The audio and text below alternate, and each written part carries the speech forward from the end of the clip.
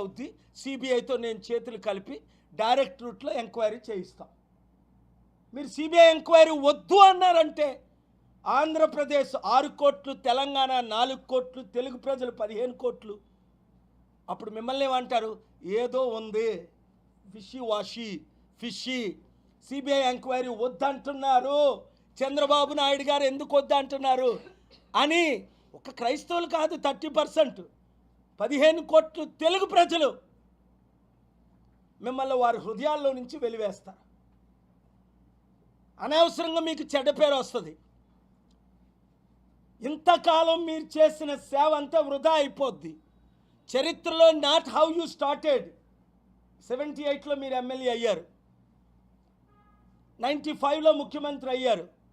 4 సార్లు ముఖ్యమంత్రి అయిన తర్వాత 2025లో ఈ ప్రవీణ్ పగడాల కేసులో మీరు జీరో అవుతారా, హీరో అవుతారా? నా మాటలు వింటే, నేను చెప్పినట్టు చేస్తే, నేను మీకు చెప్పాను క్లియర్గా, మిమ్మల్ని కలుస్తానని 10 సార్లు చెప్పాను మీడియా ద్వారా, మీ ఫ్రెండ్స్ ద్వారా, T5 నాయుడు ద్వారా కలుస్తామన్నారు 20వ తారీఖుని. నేనైతే సిద్ధం. నా ఎవిడెన్స్లు చూడండి, మిమ్మల్ని ఒక్కరినే నమ్ముతాను.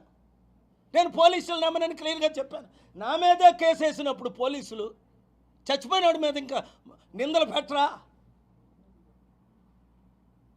ఎంతో గౌరవం నేనంటే పోలీసులకి, డీజీపీలకి, హోమ్ మినిస్టర్లకి. అలాంటిది నా మీదే అవినీతి కేసు వేసినప్పుడు ఆ కాలం 2012లో మరి చనిపోయినాడు మీద ఎయిరా? వాళ్ళ భార్య పిల్లలు నోరు ముయించట్లేదా? వాళ్ళ బంధువులు నోరు ముయించట్లేదా? వాళ్ళ ఫ్యామిలీ మెంబర్స్ నోరు ముయించట్లేదా? ఇప్పుడు వాళ్ళు నాతో లేరా?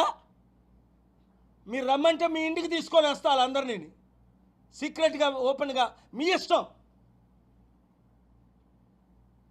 కనుక లైవ్లు ఇచ్చిన మీడియా మిత్రులందరూ దేవుడు దీవించుగాక.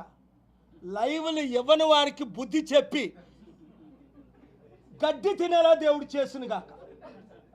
ఎందుకు? సత్యం మాట్లాడినప్పుడు లైవ్లు ఇవ్వాలి.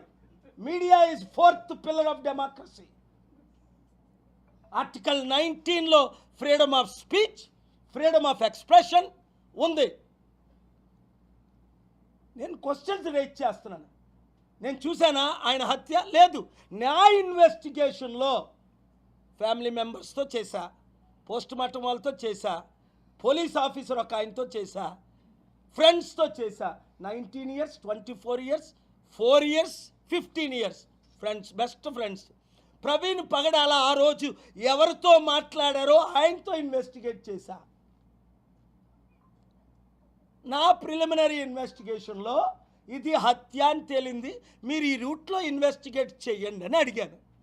మీరు